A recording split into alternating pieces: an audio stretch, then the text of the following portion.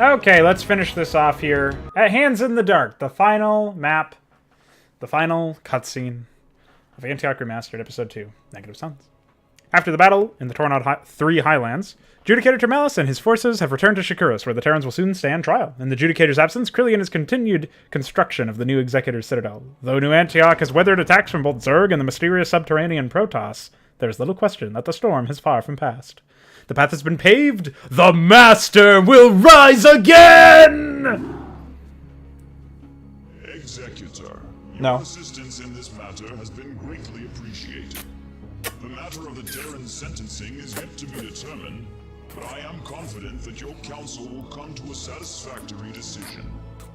Pardon the interruption, Judicator, but there is something Moloch wishes to discuss with you. Never a dull moment. Meet Moloch at the Southern Caverns per his request. Nice audio. Shakuras, New Antioch base.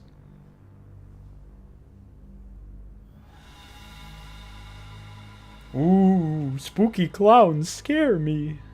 Oh, don't mind that clipping that you could have adjusted to not occur if you just moved the path of the trigger.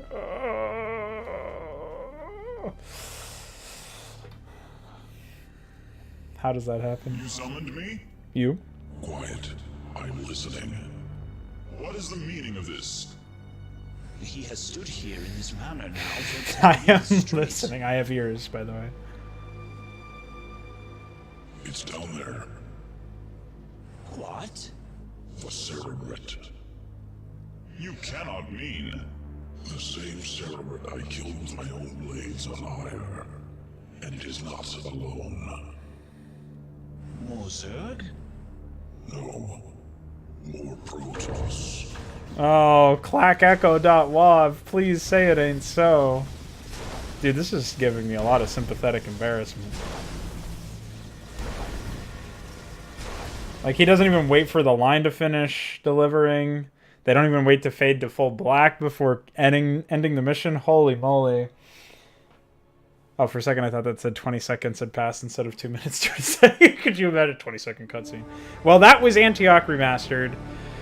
Whew, boy. So, when I set out to play these campaigns, part of the reason why I sat down and decided, okay, I'll play this StarCraft 2 production, was because I wanted to see what they ended up doing with Antioch as a campaign when they ported it. And I had already been playing the original incarnation of the product in Brood War.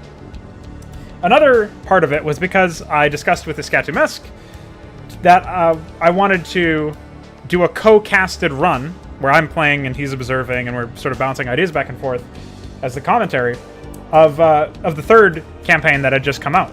You know, typically I don't play StarCraft 2 custom campaigns because I don't enjoy playing the game. But since I had already been playing Antioch Chronicles itself, I was willing to make an exception for this particular purpose. And I, you know, let the devs know more or less by posting it at a few different places that I'm, you know, had received confirmation that they read that I would be waiting until early to mid-June of this year, which is where we are now at the recording of this video, before playing the third episode. So I was sort of cutting my teeth with their work by playing these first 2 episodes, seeing that it had been recently updated when I set out to record this. I think it had been updated 3 days before I started my playthrough of episode 1. That meant that we were in a position where I knew that they put some value into this production. They were still updating it, they were still supporting it, they were still saying, yes, this is, like, somehow evocative of the general feel that we want to provide for our product. And I recognize that you can't, like, fix a version of StarCraft 2 and prevent any further updates from taking place. You can't, like, isolate a version for a particular map. StarCraft 2 doesn't support something like that. So it can be pretty frustrating when you work on something and then it gets patched out. That's precisely why I stopped working with Remastered, with the exception of the first Project Hydra campaign, because I realized that eventually the EXEs just stop working entirely, so the mods just don't function. And also, they just randomly turn off certain scripts, or certain functions of certain scripts, is to be more accurate. So, you know, there's random features that just get removed or modified in certain ways, where suddenly they crash, or suddenly they don't work properly. And the same exact thing basically happens in StarCraft 2, with the exception of the crashing most of the time, Although there are some really heinous instances where they'll upgrade to a full version and completely wipe your mod folder. So they'll delete all of your work, basically, if you don't have a backup somewhere, which is absolutely ridiculous. But there's no warning, which is why it's like, whatever, if you have to do that for some reason, then at least make a backup in the file system itself. But no, they don't do that. They just delete it, which is hilarious. No warning, no, if you just patch without looking anywhere for other people who've realized this, then you're fucked. So, they don't have a good track record, Blizzard, that is, with patching and mod support and stuff like that. Anything with StarCraft 1 was incidental as a result of them not patching the game for so long. That's the only reason why we had solid support for stuff like that. All community-driven, all tools made by us, the community. And so when you have something like StarCraft 2, I recognize that it's difficult, having just recently worked with Remastered, to stay the course of a certain development cycle and decide, yes, I'm going to do this. I'm going to stick with this particular version, because it's impossible. So on some level, I recognize that must have been a design challenge for them. But the Antioch Remastered team knew what they were getting into when they decided to work with StarCraft 2. And, a lot of the people on the Remastered, or the Remastered team, the StarCraft 2 development team for Antioch, also apologized for Blizzard's practices. They were Blizzard apologists, or at least StarCraft 2 apologists. So you reckon that they are, they well-versed in the limitations of the engine, well-versed in what it means to develop a StarCraft 2 production, and the fact that means basically constant maintenance, which it seemed like they were doing up until, the last month. Early May is when they shipped the last update to these two campaigns. So you can only help but wonder what exactly was going on behind the scenes to produce something like this. A lot of bugs, a lot of basic shit where you just play the game once and you test it. I'm sure some of it was related to the StarCraft 2 updates, but a lot of it was just fundamental issues with their design philosophy and the fact that they just completely ignored any opportunity to provide a certain level of challenge, a certain level of interactivity. Their idea of adding stuff was adding like one-click buttons or abilities that are just steroids, armor steroids, attack speed, damage steroids, and they wear off. Or it's point-and-click damage, or point-and-click stun. Nothing was really in your control. It was just you push these buttons on cooldown, and then they make you win fights. And it's like the laziest of MOBA design leaked into StarCraft 2. And in fact, when I played Templar Surrounded, I'm pretty sure I described them as Babby's first MOBA abilities. So it's like very, very similar to just push this button and you're stronger for X amount of time. And there was absolutely no mana consumption, no energy maintenance, nothing. There's no skills needed to make it work. It's just a disaster. Then you look elsewhere to the AI design, where it's purely spawned attacks, purely spawned. Nothing is done organically, nothing is done with AI, which is possible, but nobody's bothered to do it besides fucking Mesk. So then we have an issue where you're not even using basic pre-built shit like Insane Monster has this front end for GUI or something, where it basically allows you to generate triggered AI and have it behave much more like a traditional RTS AI without being able to defend itself in an organic manner. It generates the triggers for you, is my understanding of it. I could be wrong about that, but essentially it's better than spawning shit. And those are basic trigger libraries that don't conflict with anything as far as I know. Maybe they're not in vogue anymore. Maybe they don't. Maybe Insane Monster hasn't maintained it. I'm not quite sure. But either way, that would be better. Using that would be way better than using basic triggers to spawn units in on top of sometimes missing production structures, as we saw with Mirror Mirror. So I don't know. At the end of the day, there's just not a whole lot going for Antioch Remastered. You're porting it to a less robust engine that requires a lot more maintenance and is a lot more difficult to work with, even though it has the potential to be better than the original. You are choosing to actively put in your design decisions are reducing the skill cap of the missions and making it generally obfuscating any level of player skill expression. So this is stuff like the hero abilities, stuff like the AI not defending themselves, the AI just sitting there statically while you attack them, like in Boomerang, stuff like that.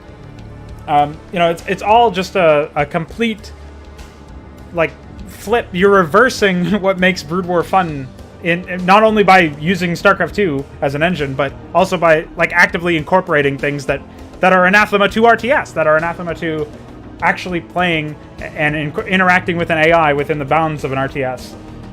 The scale was somehow smaller, felt a lot smaller in this particular mission, in this particular rendition, which is weird because StarCraft 1 has all of these unit limitations and such, engine limitations for how big battles can get, and StarCraft 2 doesn't have these limits. So why weren't those taken advantage of? Why weren't there more AI? Why weren't there larger overhauls to the missions that are now like 20 plus years old that could certainly be could use a facelift from a gameplay perspective? You could overhaul the missions, you could add more expansions, you could add more AI, you could have more chaotic stuff happening. Like, I don't expect people to always go the extra mile for some of this stuff, but at the very least, you should go. You have to reinvent the wheel here in a way, because you're not only porting it to a different engine, but you're doing so in a way where you're trying to advertise it as a remaster, but all it felt like was an unmaster. And that's really where this is like a light edition, a poor man's version of Antioch, which is already like a poor man's version of Blizzard's own campaigns. So you're creating something that's heavily derivative of the original, which is already heavily derivative of what it was based upon, and you're calling your product a remaster, and I'll never understand that. Now, despite the fact that I did not have a positive experience with basically any mission that I've played in Antioch Remastered, I will be entering the 3rd chapter of this story with as little bias as I possibly can, despite not liking the engine and despite not having a good prior experience with the team behind it. Mesk will be there, who's a bit more neutral than I am and also worked on the project, so hopefully if I am overly biased against something, we'll be able to balance that out with him having a bit more insight as to how things ended up working and what ended up changing behind the scenes. Maybe he'll know something that explains and adds context to some of the shortcomings, if there are any, and I'm assuming there will be, obviously, which is already a source of bias, but basically at any point where I critique something, he should be able to follow it up with either justification for that critique based on his own experience with the team, or something that contradicts me in a way where we can somehow reach a better, more fair interpretation of the events. And that is my goal. And hopefully it will be a useful learning experience for the team themselves, should they choose to watch the videos and put any of our feedback into practice, or just in general, any aspiring developers or current developers that want to get something positive out of experiencing somebody else's product, and seeing what myself and Mesk, who are both learned members of the community, think about it. So that's the goal, is to educate people. I sort of lost interest in educating people based on Episode 2 because it was way worse than Episode 1, both in the StarCraft 2 version and in the Brood War version. And I can't really look at that and think that it's a really good learning experience. There's some extreme examples of incompetence, but outside of that, it's just mediocre. So you can't really learn from mediocrity. It's just a vague, like, don't do this sort of environment, which doesn't lend very well to learning and developing skills and stuff. So hopefully Episode 3 will be different in that regard, where at least it will be useful as a learning tool, if not as a source of entertainment into itself. And we will see exactly where that goes and how far we can take that in our eventual playthroughs. So stay tuned on that. I will eventually be posting those videos as we generate them. Thanks for watching, and until next time.